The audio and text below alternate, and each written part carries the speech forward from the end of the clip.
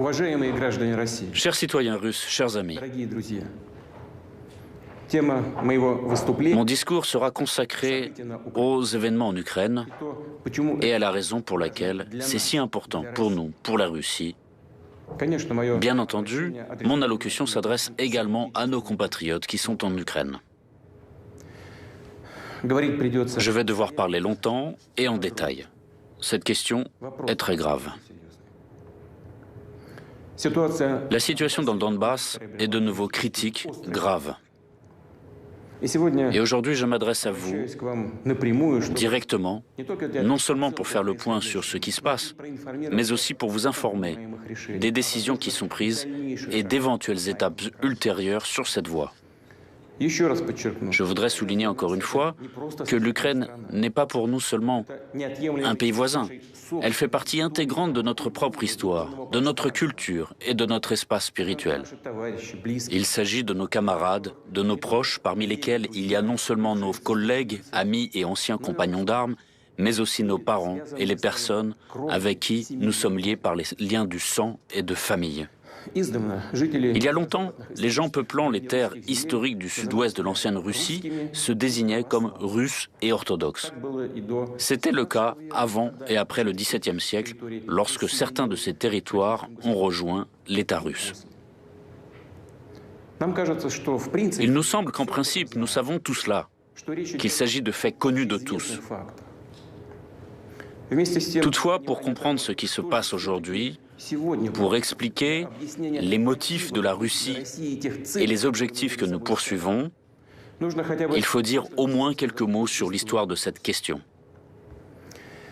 Je vais commencer par le fait que l'Ukraine moderne a été entièrement créée par la Russie, ou plus précisément par la Russie bolchevique et communiste. Ce processus a commencé presque immédiatement après la révolution de 1917, et Lénine et ses compagnons l'ont fait d'une manière très grossière vis-à-vis de la Russie elle-même, par la voie de la séparation, de la sécession, en arrachant une partie des propres territoires qui étaient pour elle historiques. Les millions de personnes qui y vivaient, bien sûr, n'ont pas été interrogées sur quoi que ce soit. Ensuite, juste avant et après la Grande Guerre patriotique, Staline a rattaché à l'URSS et remis à l'Ukraine certaines terres qui appartenaient auparavant à la Pologne, à la Roumanie et à la Hongrie. En guise de compensation, Staline a donné à la Pologne une partie des territoires historiquement allemands, et en 1954, Khrouchtchev a pris la Crimée à la Russie pour une raison curieuse et en a également fait cadeau à l'Ukraine. En fait, c'est ainsi que s'est formé le territoire de l'Ukraine soviétique. Mais je voudrais maintenant accorder une attention particulière à la période initiale de la création de l'URSS.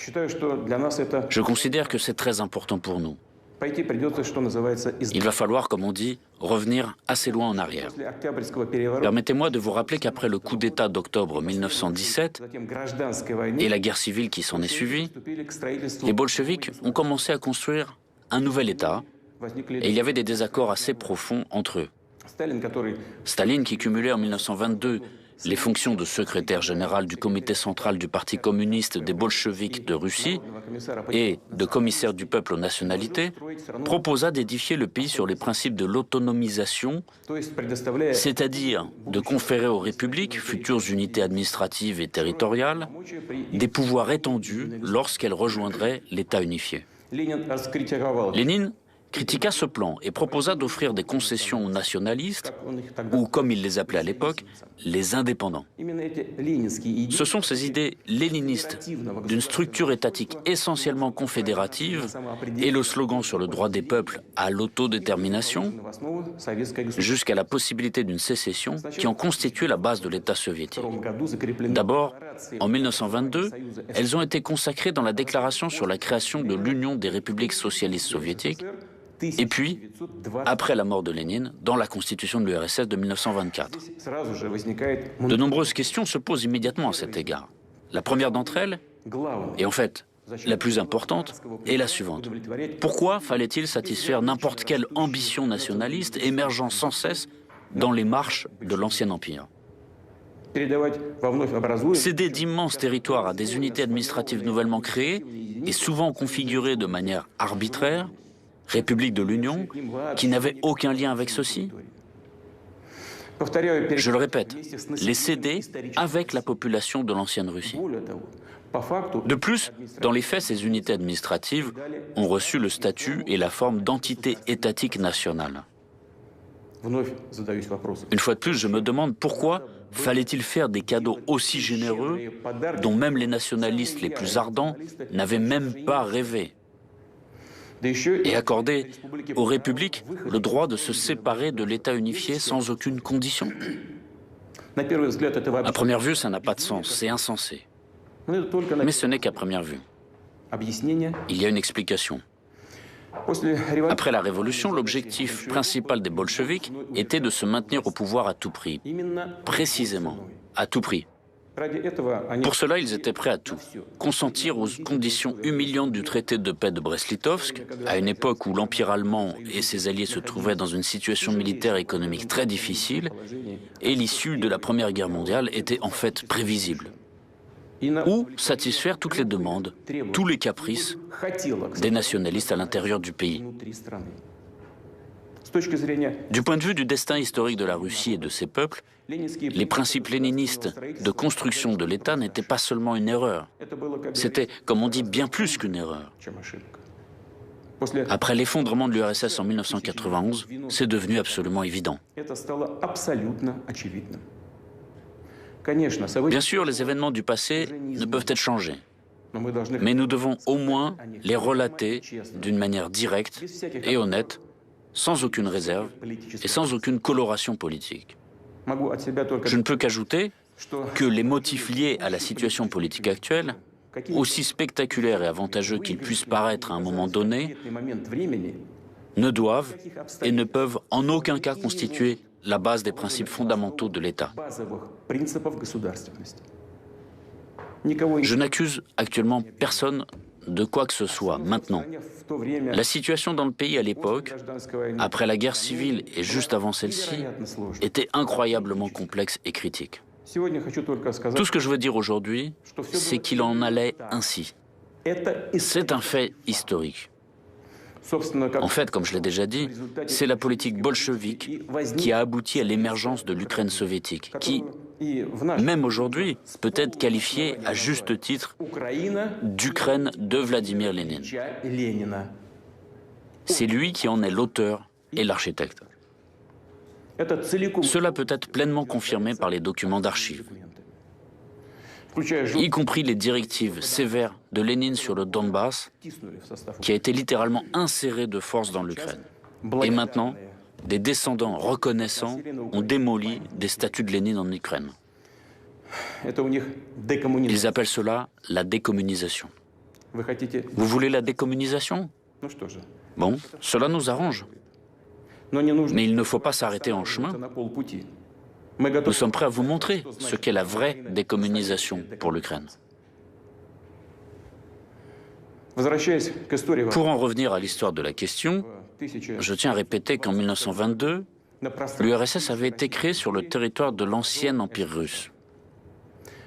Cependant, la vie n'a pas tardé à montrer qu'il n'était tout simplement possible ni de préserver ce territoire vaste et complexe, ni d'assurer sa gestion sur des principes amorphes, de facto confédéraux, qui avaient été proposés. Ils n'avaient rien à voir avec la réalité, avec la tradition historique. Il est tout à fait logique que la terreur rouge et le passage rapide à la dictature stalinienne, la domination de l'idéologie communiste et le monopole du pouvoir du Parti communiste, la nationalisation et l'économie planifiée, que tout cela ait transformé les principes de l'organisation de l'État, déclarés inopérants, en simples déclarations, en formalités. La réalité est telle que les républiques soviétiques n'ont jamais bénéficié de droits souverains. Ces droits n'existaient tout simplement pas. Dans la pratique, c'est un État strictement centralisé, absolument unitaire qui a été créé. De facto, Staline a mis en place ses propres idées de l'organisation de l'État et non pas celles de Lénine.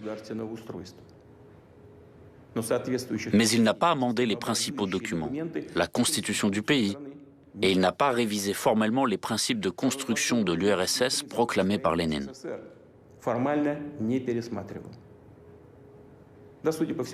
Il semblerait que tout cela n'était pas nécessaire puisque tout fonctionnait dans ce régime totalitaire. Et de l'extérieur, cela semblait beau, attirant, voire encore plus que démocratique. Il est bien dommage, malgré tout, que les cadres fondamentaux, des factos juridiques, la base de tout notre État, n'aient pas été débarrassés à temps des fantaisies odieuses, utopiques, inspirées par la Révolution, mais absolument destructrices pour tout pays normal. Personne n'a pensé à l'avenir, comme c'était souvent le cas chez nous. Il semblerait que les dirigeants du Parti communiste fussent sûrs d'avoir formé un système de gestion fiable, que leur politique eût définitivement réglé la question nationale. Mais les falsifications, les fausses interprétations, la manipulation de la conscience publique et le mensonge coûtent cher. Les ambitions nationalistes, telles une peste, n'ont pas disparu. Et leur bombe à retardement érodait l'immunité de l'État contre le nationalisme. Je tiens à répéter que cette bombe à retardement, c'était le droit de quitter l'URSS. Au début des années 1980, la question nationale revêt un caractère pressant, avec à l'arrière-plan des problèmes socio-économiques qui ne cessent de s'exacerber et une évidente crise de l'économie planifiée. Or, cette question nationale résultait non pas des attentes et des aspirations insatisfaites des peuples de l'URSS, mais des appétits croissants des élites locales. Au lieu de procéder à un examen profond de la situation, de prendre des mesures adéquates, en premier chef en économie, au lieu d'entamer la transformation progressive, réfléchie et équilibrée du système politique et de l'organisation de l'État, les dirigeants du PCUS se sont bornés à un verbiage sur la restauration du principe d'autodétermination nationale énoncé par Lénine. Qui plus est, la lutte pour le pouvoir au sein du parti poussait les partis en conflit dont le but était d'élargir leur base d'appui, à stimuler, à promouvoir sans réfléchir les humeurs nationalistes, les manipuler en promettant aux partisans tout ce qu'ils voulaient. Sur fond de parlotte superflue et populiste sur la démocratie et l'avenir radieux, basé soit sur l'économie de marché, soit sur l'économie planifiée, alors que la pauvreté était omniprésente et le déficit total, personne parmi les grands de ce monde ne réfléchissait aux conséquences tragiques qui guettaient le pays.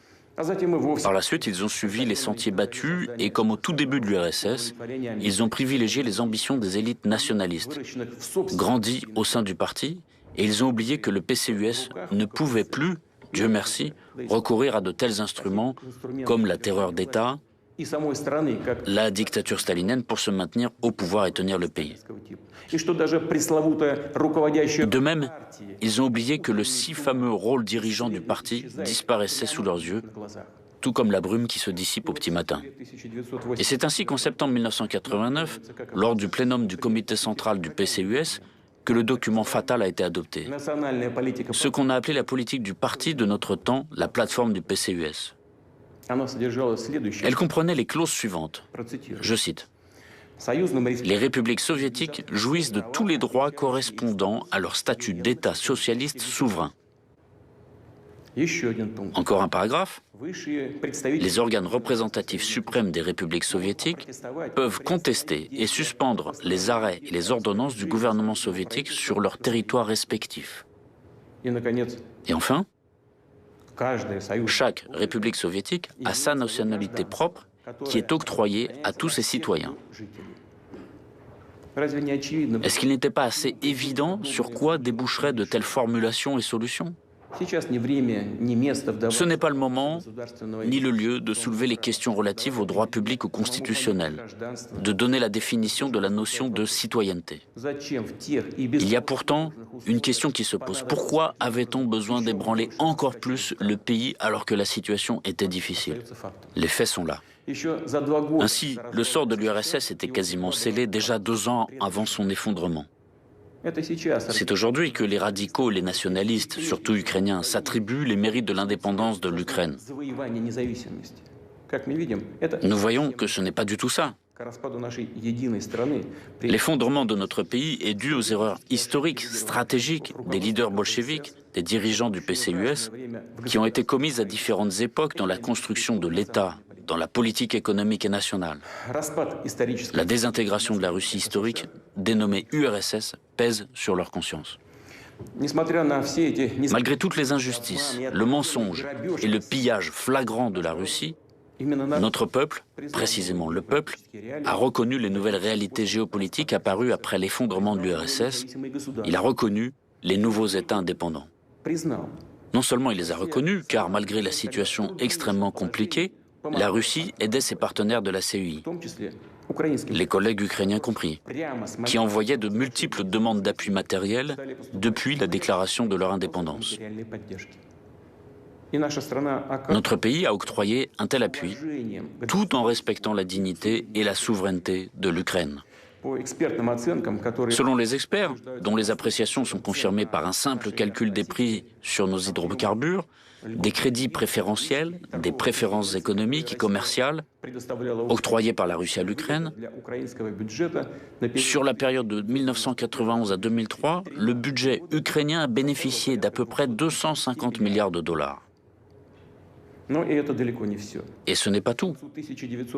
Vers la fin de 1991, la dette de l'URSS auprès des pays étrangers et des fonds internationaux était de presque 100 milliards de dollars. Au début, il était prévu que ces prêts seraient remboursés par toutes les républiques de l'ex-URSS de manière solidaire, proportionnellement à leur potentiel économique.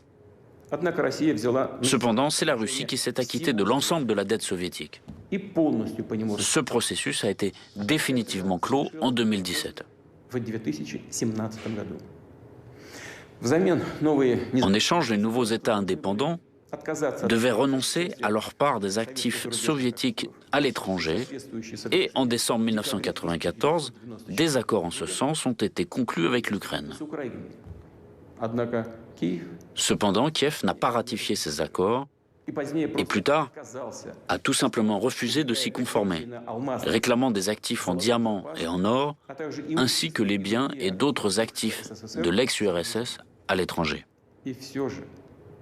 Et pourtant, malgré tous les problèmes bien connus, la Russie a toujours coopéré avec l'Ukraine de façon ouverte, franche et, je le répète, dans le respect de ses intérêts. Nos liens se sont développés dans divers domaines. Ainsi, en 2011, le volume de nos échanges commerciaux bilatéraux dépassait 50 milliards de dollars. Je note qu'en 2019, c'est-à-dire avant la pandémie, le volume des échanges commerciaux de l'Ukraine avec les pays de l'Union européenne était inférieur à ce niveau. Dans le même temps, il était manifeste que les autorités ukrainiennes préfèrent agir de manière à avoir tous les droits et les avantages dans leurs relations avec la Russie, sans pour autant remplir aucune obligation. L'esprit d'assistanat, qui revêtait parfois chez les autorités de Kiev un caractère tout à fait désinvolte, a commencé à prévaloir sur le partenariat. Il suffit de se rappeler le chantage permanent en matière de transit de l'énergie ou encore le vol pur et simple de gaz. J'ajouterai encore que Kiev a essayé d'utiliser le dialogue avec la Russie comme prétexte pour marchander avec l'Occident, le faisant chanter par un rapprochement avec Moscou pour obtenir des avantages, disant que sinon, l'influence russe sur l'Ukraine allait grandir. En même temps, c'est dès le début, je tiens à le souligner, dès les premières étapes, que les autorités ukrainiennes ont commencé à construire leur État sur la négation de tout ce qui nous unit. Elles ont cherché à transformer la conscience, à déformer la mémoire historique de millions de personnes, des générations entières vivant en Ukraine. Il n'est pas étonnant que la société ukrainienne ait été confrontée à la montée d'un nationalisme extrême qui a vite pris la forme d'une russophobie agressive et du néonazisme. D'où la participation des nationalistes et des néonazis ukrainiens aux bandes terroristes agissant dans le Caucase du Nord. De là, les revendications territoriales de plus en plus fortes contre la Russie. Des forces extérieures ont également joué leur rôle, qui, à l'aide d'un vaste réseau d'ONG de services spéciaux, ont cultivé leur clientèle ukrainienne et porté au pouvoir leurs représentants. Il faut comprendre que l'Ukraine, en fait, n'a jamais eu de tradition étatique stable. Et dès 1991, elle s'est lancée dans le copiage mécanique des systèmes d'autres pays, sans rapport avec l'histoire et les réalités ukrainiennes. Les institutions politiques étatiques n'ont cessé de se remodeler au profit des clans qui s'étaient vite formés avec leurs propres intérêts égoïstes, n'ayant rien à voir avec les intérêts du peuple ukrainien. Le sens même du soi-disant choix pro-occidental de civilisation fait par les autorités oligarchiques ukrainiennes n'était pas et n'est pas de créer les meilleures conditions pour le bien-être du peuple, mais de préserver, grâce aux services rendus obséquieusement aux rivaux géopolitiques de la Russie, des milliards de dollars volés aux Ukrainiens et cachés par les oligarques dans les banques occidentales. Certains groupes financiers industriels, ainsi que les représentants politiques et les partis qu'ils ont pris en charge financièrement dès le début, s'appuyaient sur les nationalistes et les extrémistes. D'autres prenaient en parole de bonnes relations avec la Russie, la diversité culturelle et linguistique, et arrivaient au pouvoir grâce aux voix des citoyens qui soutenaient sincèrement ces aspirations, y compris celles des millions d'habitants du Sud-Est. Mais une fois parvenus à leurs postes et fonctions, ils trahissaient immédiatement leurs électeurs, renonçaient à leurs promesses électorales et menaient leur politique sous la dictée des extrémistes, parfois persécutant leurs alliés d'hier, à savoir les associations qui prônaient le bilinguisme et la coopération avec la Russie. Ils profitaient du fait que les gens qui les soutenaient étaient en général respectueux des lois, d'opinion modérée, habitués à faire confiance aux autorités, et que, contrairement aux extrémistes, ils ne recouraient pas à la violence et aux actes illégaux. Les extrémistes, à leur tour, devenaient de plus en plus insolents, année après année. Leurs réclamations devenaient de plus en plus conséquentes. Il s'est avéré facile pour eux d'imposer encore et encore leur volonté aux autorités faibles qui, elles-mêmes infectées par le virus du nationalisme et de la corruption, remplacer avec adresse les véritables intérêts culturels, économiques et sociaux du peuple, la véritable souveraineté de l'Ukraine, par toutes sortes de spéculations et sur une base nationaliste et par des symboles ethnographiques.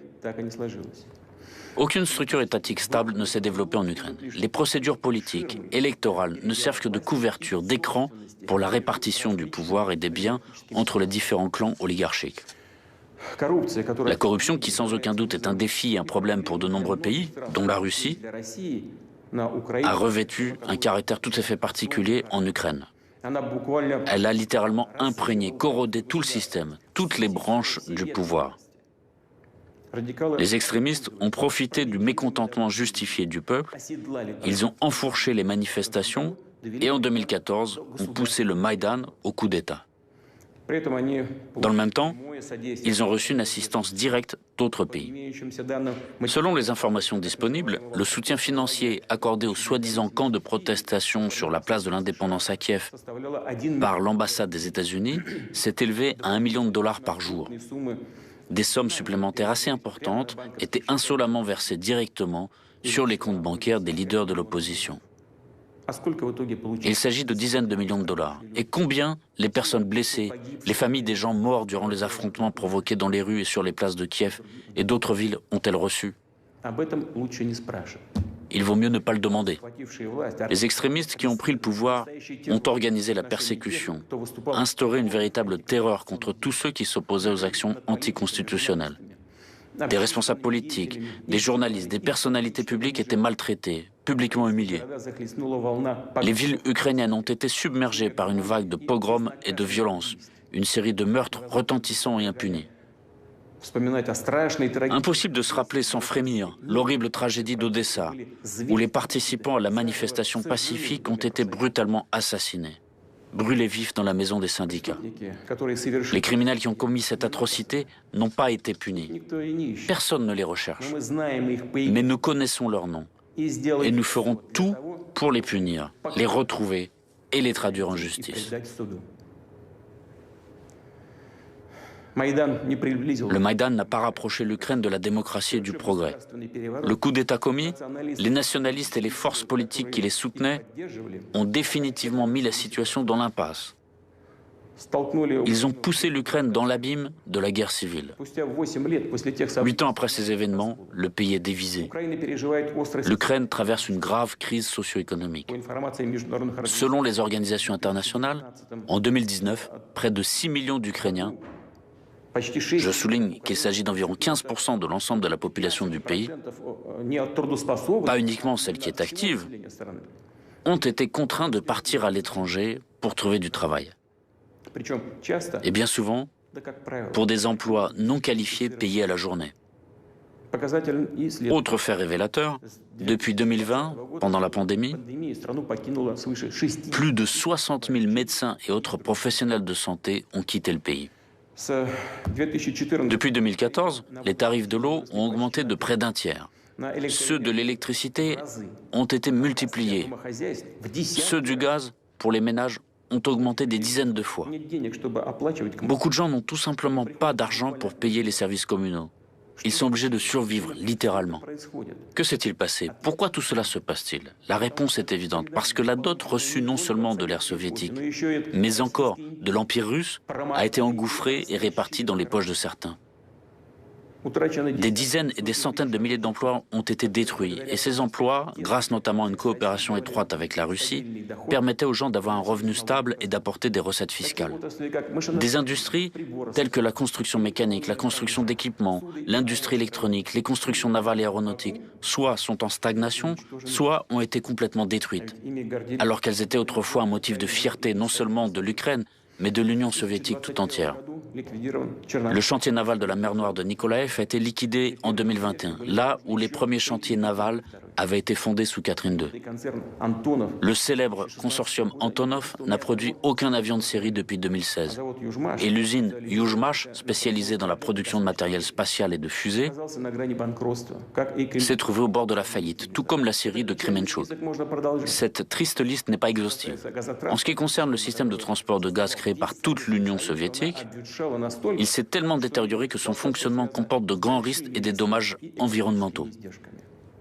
Et à cet égard, une question se pose. La pauvreté, le désespoir, la perte de potentiel industriel et technologique.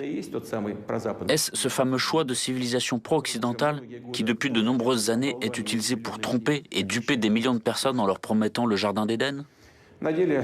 En réalité, tout s'est résumé au fait que l'effondrement de l'économie ukrainienne s'accompagne d'un pillage ouvert des citoyens du pays. Et l'Ukraine elle-même a simplement été conduite sous contrôle externe. Il s'effectue non seulement sur ordre des capitales occidentales, mais aussi, comme on dit, directement sur place, à travers tout un réseau de conseillers étrangers, d'organismes à but non lucratif et d'autres institutions déployées en Ukraine. Ils influent directement toutes les décisions en matière du personnel, toutes les branches et les niveaux de pouvoir, du pouvoir central jusqu'au pouvoir municipal, les sociétés publiques et les grandes entreprises telles que Naftogaz, Ukrenergo, les chemins de fer ukrainiens, Ukroboronprom, la poste ukrainienne, l'administration des ports maritimes de l'Ukraine. Il n'y a tout simplement pas de justice indépendante en Ukraine. À la demande de l'Occident, les autorités de Kiev ont cédé aux représentants des organisations internationales le droit prioritaire de choisir les membres des organes judiciaires supérieurs, le Conseil de justice et la Commission de qualification des juges. En outre, l'ambassade des États-Unis supervise directement l'Agence nationale pour la prévention de la corruption, le Bureau national anticorruption, le Bureau du procureur spécialisé dans la lutte contre la corruption et la Cour supérieure anticorruption. Tout cela est fait sous de bons prétextes, pour améliorer l'efficacité de la lutte contre la corruption. C'est bien joli, mais où sont les résultats?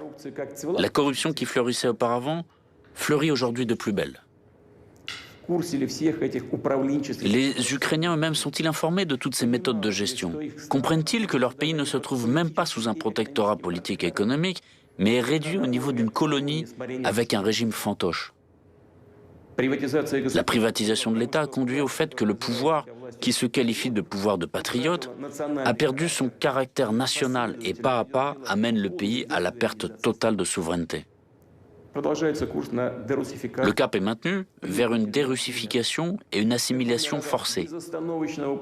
La Rada publie sans cesse de nouveaux actes discriminatoires. La loi sur les peuples dits autochtones est déjà en vigueur. Il a été clairement indiqué aux personnes qui se considèrent comme russes et souhaitent préserver leur identité, leur langue et leur culture qu'elles étaient étrangères en Ukraine. Conformément aux lois sur l'enseignement et sur le fonctionnement de la langue ukrainienne en tant que langue officielle, le russe est expulsé des écoles, de toutes les activités publiques, jusqu'aux magasins ordinaires. La loi dite de lustration, la purification du pouvoir, a permis de se débarrasser des fonctionnaires indésirables. Il y a de plus en plus d'actes qui donnent aux forces de l'ordre ukrainiennes des raisons d'exercer une répression violente de la liberté d'expression et du non-conformisme et de persécuter les opposants. Le monde connaît la triste pratique des sanctions unilatérales et illégitimes contre d'autres États, des personnes physiques et morales étrangères. En Ukraine, ils ont dépassé leurs professeurs occidentaux et ont inventé un outil tel que des sanctions contre leurs propres citoyens, entreprises, chaînes de télévision, autres médias et même des députés du Parlement. À Kiev, ils continuent de préparer les représailles contre l'Église orthodoxe ukrainienne du patriarcat de Moscou. Et ce n'est pas une évaluation mue par les émotions, c'est ce que disent les décisions et les documents concrets. Les autorités ukrainiennes ont cyniquement transformé la tragédie de la scission ecclésiale en un outil de politique nationale. Les dirigeants actuels du pays ne répondent pas aux demandes des citoyens ukrainiens d'abroger les lois qui portent atteinte aux droits des croyants.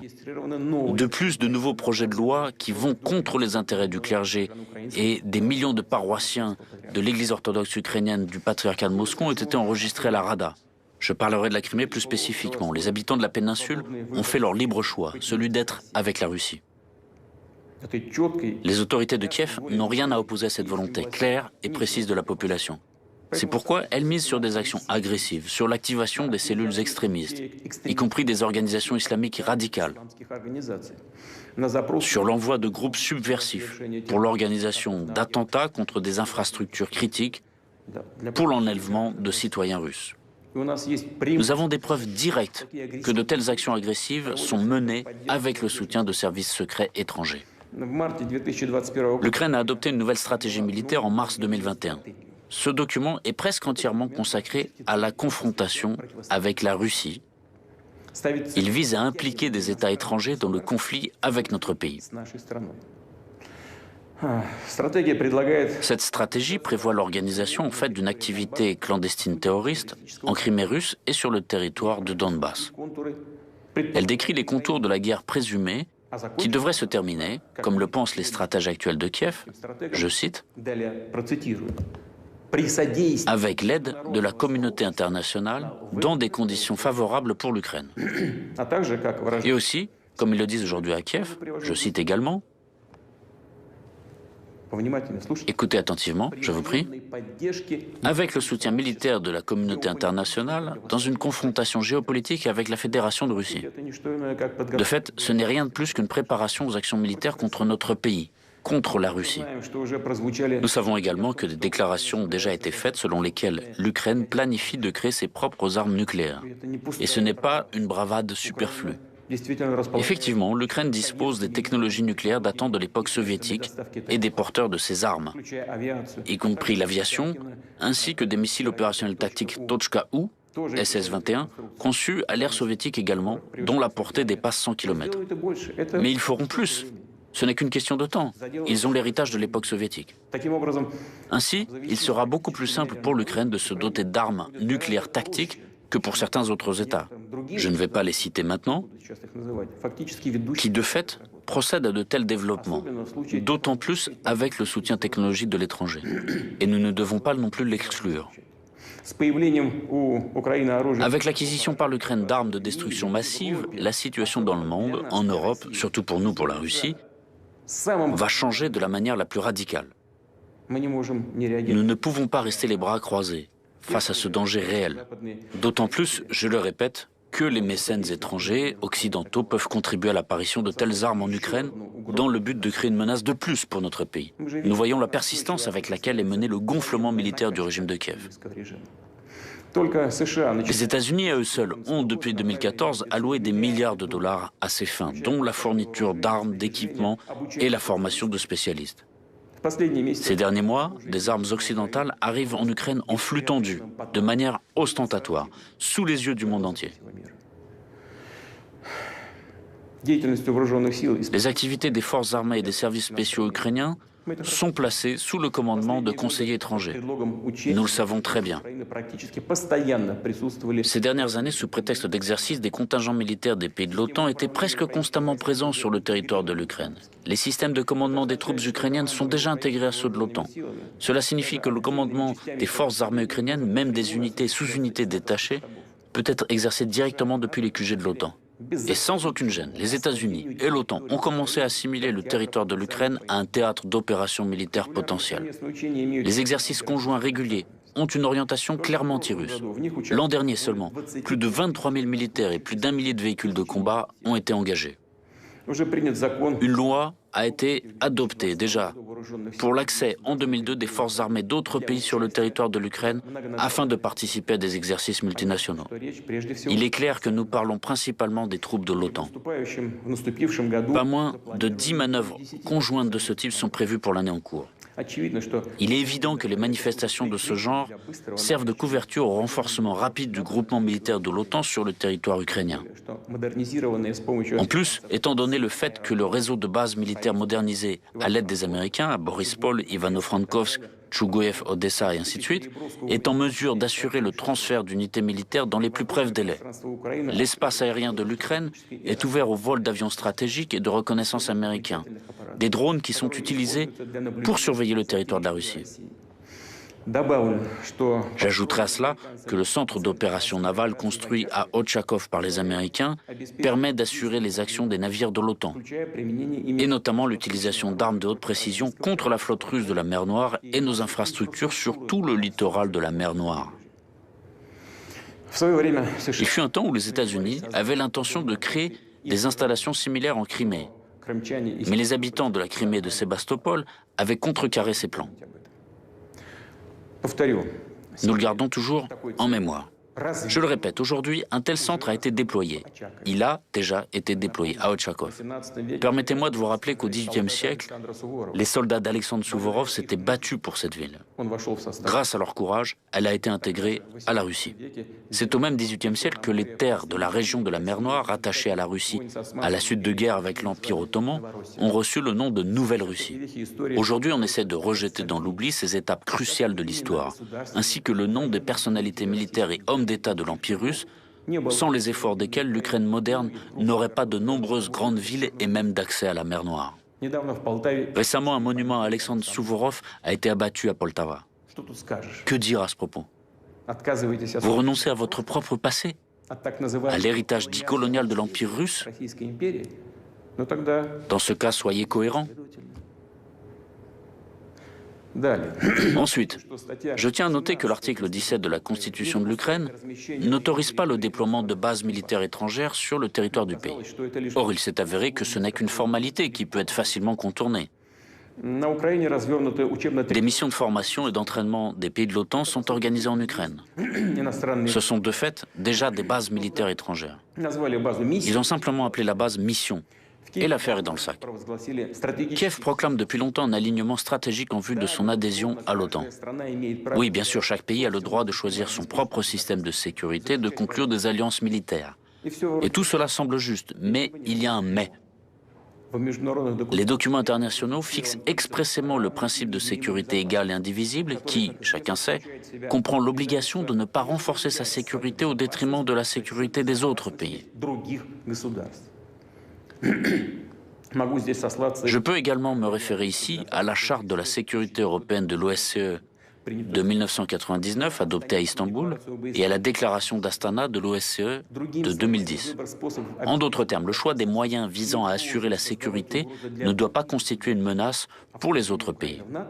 Or, l'adhésion de l'Ukraine à l'OTAN représente une menace directe pour la sécurité de la Russie.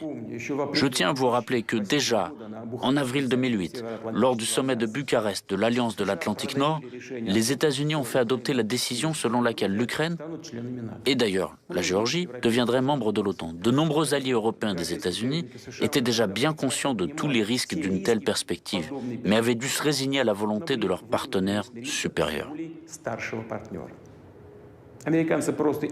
Les Américains les ont simplement utilisés pour mener une politique manifestement anti-russe. Un certain nombre d'États membres de l'Alliance sont encore maintenant très sceptiques. quant à l'adhésion de l'Ukraine à l'OTAN. En même temps, dans certaines capitales européennes, on nous fait comprendre. Pourquoi vous vous inquiétez? Cela n'arrivera littéralement pas demain. En fait, nos partenaires américains en parlent aussi. Eh bien, répondons-nous, si ce n'est pas demain, ce sera après-demain. Qu'est-ce que ça change d'un point de vue de perspective historique? Au fond, rien du tout. De plus, nous sommes informés de la position et des propos de dirigeants américains selon lesquels des hostilités ouvertes dans l'est de l'Ukraine n'excluent pas la possibilité pour ce pays de rejoindre l'OTAN, s'il peut répondre aux critères de l'Alliance de l'Atlantique Nord et éliminer la corruption. En même temps, ils essaient de nous convaincre encore et encore que l'OTAN est une alliance éprise de paix et strictement défensive. Prétendument, il n'y aurait aucune menace pour la Russie. Et ils nous proposent de les croire sur parole, une fois de plus. Mais nous connaissons la valeur réelle de telles paroles. En 1990, lors des discussions sur la question de la réunification allemande, les États-Unis ont promis aux dirigeants soviétiques que la juridiction ou la présence militaire de l'OTAN ne s'étendrait pas d'un pouce vers l'Est et que la réunification de l'Allemagne ne conduirait pas à l'extension de l'organisation militaire de l'OTAN vers l'Est. C'est une citation. Ils nous ont dit beaucoup de choses. Ils nous ont donné des assurances verbales. Et tout cela s'est avéré une promesse vaine. Plus tard, ils ont commencé à nous assurer que l'adhésion des pays d'Europe centrale et orientale à l'OTAN ne ferait qu'améliorer les relations avec Moscou, soulagerait ces pays des craintes concernant un difficile héritage historique et, qui plus est, créerait même une ceinture d'États amis de la Russie. Et c'est exactement le contraire qui s'est passé. Les autorités de certains pays d'Europe de l'Est, qui faisaient commerce de la russophobie, ont apporté à l'Alliance leurs complexes et leurs stéréotypes sur la menace russe. Ils ont insisté sur le renforcement des capacités de défense collective qui doivent être déployées principalement contre la Russie. Et tout cela s'est produit dans les années 1990 et au début des années 2000, lorsque, grâce à la transparence et à notre bonne volonté, les relations entre la Russie et l'Occident étaient à un niveau élevé. La Russie a rempli toutes ses obligations. Notamment, elle a retiré ses troupes d'Allemagne, des pays d'Europe centrale et orientale, et a ainsi apporté une énorme contribution pour surmonter l'héritage de la guerre froide. Nous avons constamment proposé différentes options de coopération, y compris dans le cadre du Conseil Russie-OTAN et de l'OSCE. De plus, je dirais maintenant une chose dont je n'ai jamais parlé en public. Je le dis pour la première fois. En 2000, lors d'une visite à Moscou du président sortant des États-Unis, Bill Clinton, je lui ai demandé comment les États-Unis considéreraient l'entrée de la Russie dans l'OTAN.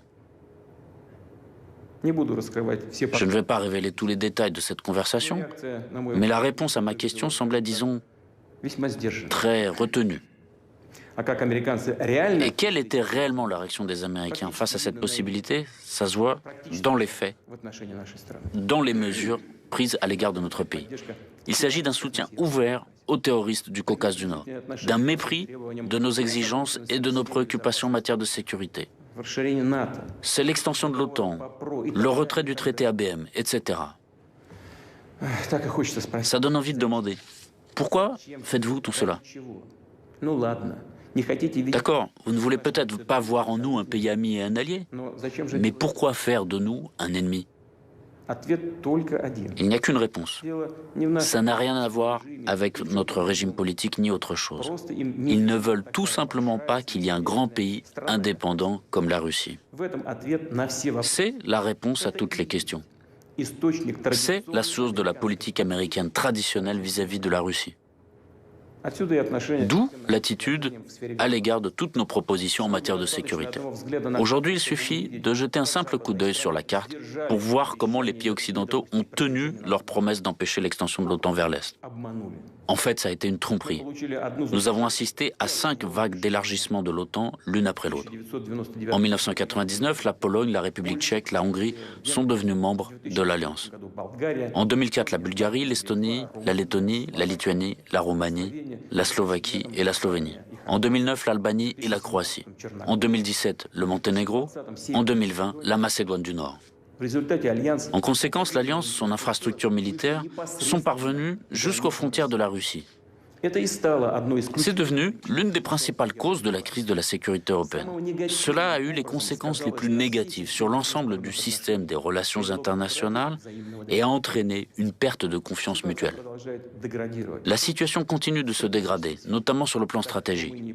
Ainsi, en Roumanie et en Pologne, dans le cadre du projet américain visant à créer un système global de défense antimissile, des zones de positionnement pour le bouclier antimissile sont déployées. On sait bien que les systèmes de lancement installés ici peuvent être utilisés pour les missiles de croisière Tomahawk, qui sont des systèmes offensifs. En outre, un missile universel de standard 6, ou SM-6, est en cours de conception aux États-Unis. Il peut servir à des missions de défense antiaérienne et antimissiles, et en même temps peut frapper des cibles universelles, que ce soit à la surface de la mer ou sur terre. C'est-à-dire que le système antimissile américain, prétendument défensif, se développe et de nouvelles opportunités offensives apparaissent. Les informations dont nous disposons donnent de bonnes raisons de croire que l'adhésion de l'Ukraine à l'OTAN et le déploiement ultérieur des installations de l'Alliance nord-atlantique là-bas est une question déjà résolue. C'est une question de temps.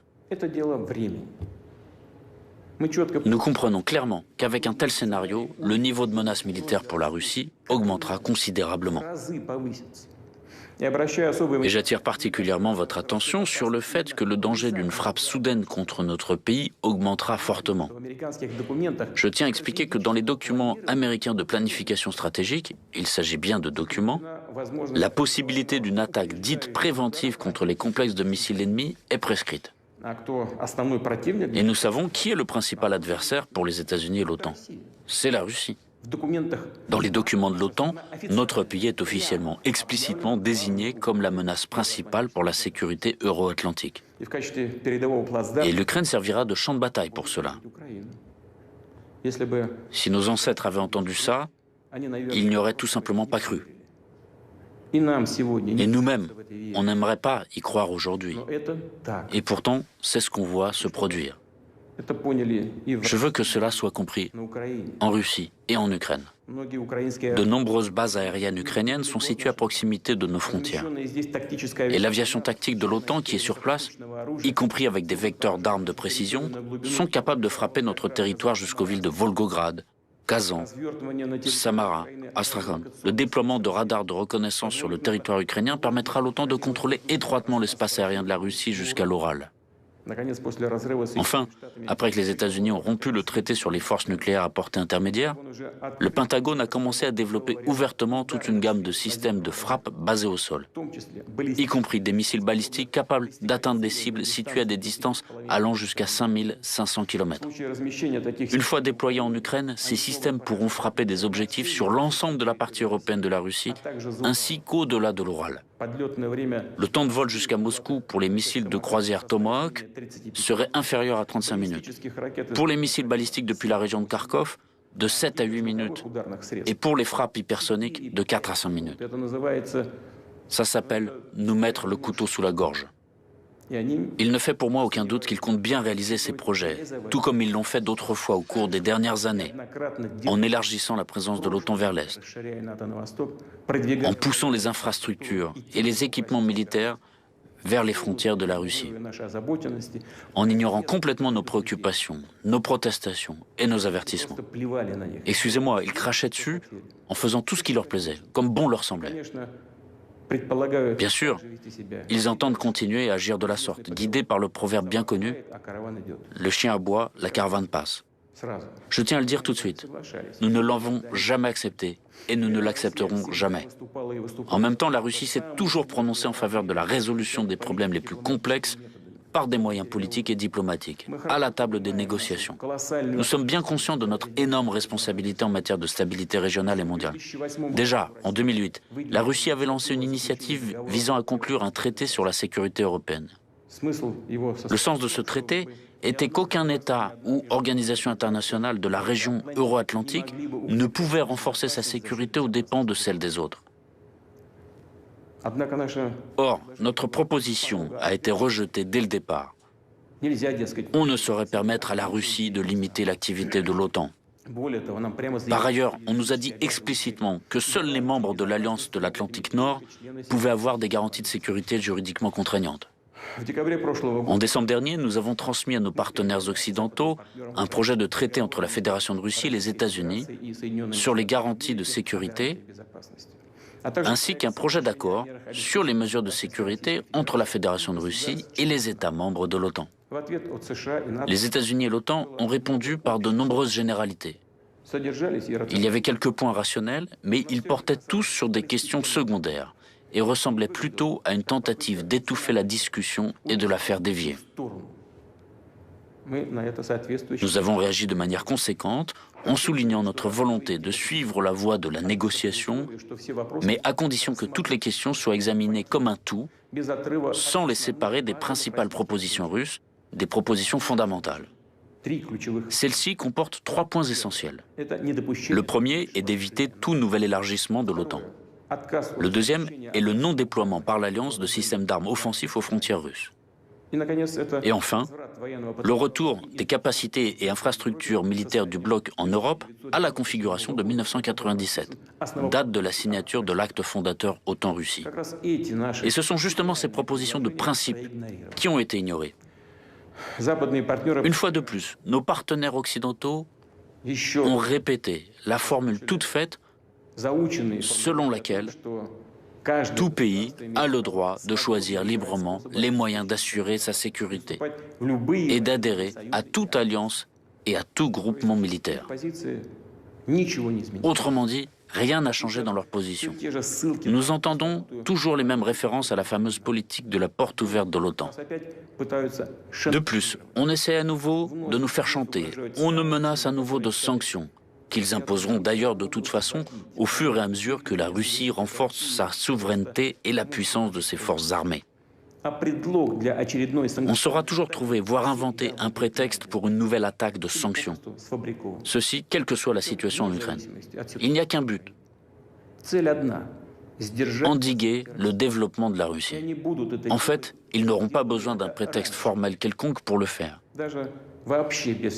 Ils le feront pour la simple raison que nous existons et ne remettront jamais en cause notre souveraineté, nos intérêts nationaux et nos valeurs. Je veux être clair, je le dis sans détour. Dans la situation actuelle, alors que nos propositions sur un dialogue équitable portant sur les questions de principe sont de fait restées sans réponse de la part des États-Unis et de l'OTAN, alors que le niveau des menaces contre notre pays augmente de manière significative, la Russie a parfaitement le droit de prendre des contre-mesures pour assurer sa propre sécurité. C'est exactement ce que nous ferons.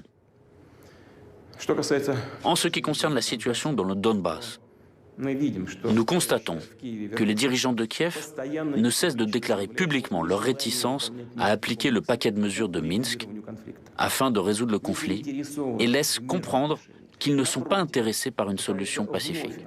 Au contraire, ils cherchent à nouveau à lancer une guerre éclair dans le Donbass comme ils l'ont déjà fait en 2014 et en 2015.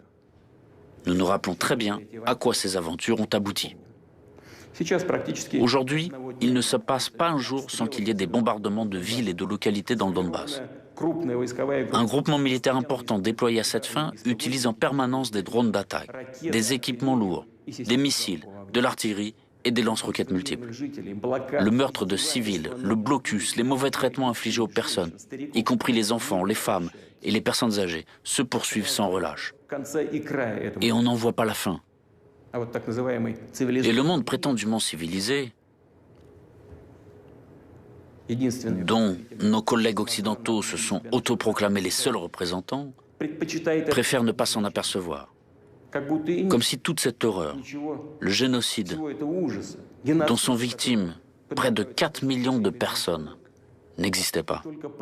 Ceci pour la simple raison que ces personnes n'étaient pas d'accord avec le coup d'État soutenu par l'Occident en Ukraine en 2014 et se sont opposés à cette dérive vers le nationalisme agressif de caverne et le néonazisme élevés tous les deux au rang de politique d'État. Et parce qu'ils se battent pour leurs droits élémentaires ceux de vivre sur leur propre terre, de parler leur propre langue, de préserver leur culture et leurs traditions. Combien de temps cette tragédie peut-elle encore durer? Combien de temps peut-on encore la tolérer? La Russie a tout fait pour préserver l'intégrité territoriale de l'Ukraine.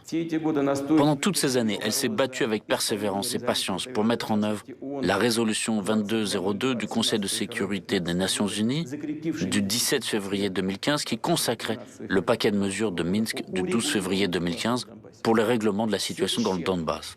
Tout cela en vain. Les présidents et les députés de la Rada changent, mais l'essence, la nature agressive et nationaliste du régime qui a pris le pouvoir à Kiev reste la même. Elle est entièrement le produit du coup d'État de 2014. Et ceux qui ont emprunté la voie de la violence, de l'effusion de sang et de l'illégalité ne reconnaissent et ne reconnaîtront aucune autre solution à la question du Donbass qu'une solution militaire. À cet égard, je considère qu'il est nécessaire de prendre la décision qui s'impose depuis longtemps, c'est-à-dire de reconnaître immédiatement l'indépendance et la souveraineté de la République populaire de Donetsk et de la République populaire de Lugansk. Je demande à l'Assemblée fédérale de la Fédération de Russie de soutenir cette décision et de ratifier ensuite des traités d'amitié et d'assistance mutuelle avec les deux républiques. Ces deux documents seront préparés et signés le plus rapidement possible. Quant à ceux qui ont pris et détiennent le pouvoir à Kiev, nous exigeons qu'ils cessent immédiatement les hostilités. Dans le cas contraire, toute la responsabilité de la poursuite éventuelle de l'effusion de sang reposera entièrement sur la conscience du régime au pouvoir en Ukraine. En annonçant ces décisions prises aujourd'hui, je suis confiant dans le soutien des citoyens de Russie et de toutes les forces patriotiques du pays. Je vous remercie pour votre attention. Bonjour à tous, je vous en prie.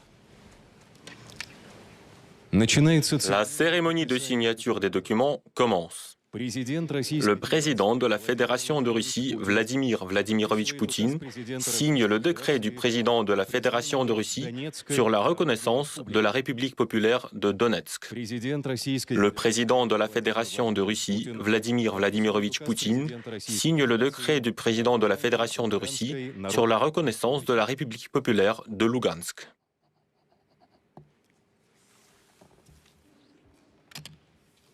Le président de la Fédération de Russie, Vladimir Vladimirovitch Poutine, et le président de la République populaire de Donetsk, Denis Vladimirovitch Pouchilin, signent un accord d'amitié, de coopération et d'assistance mutuelle entre la Fédération de Russie et la République populaire de Donetsk.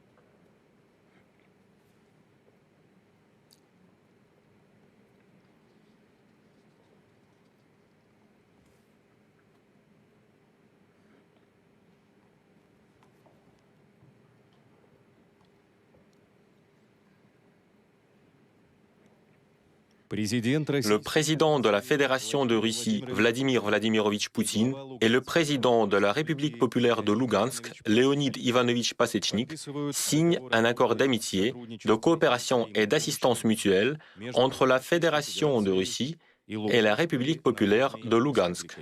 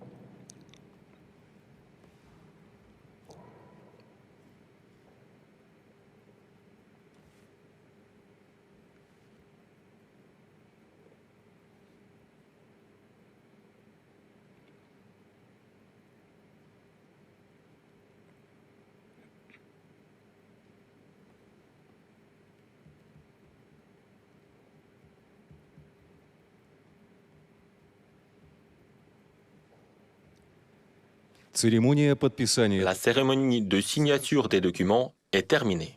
Je vous félicite.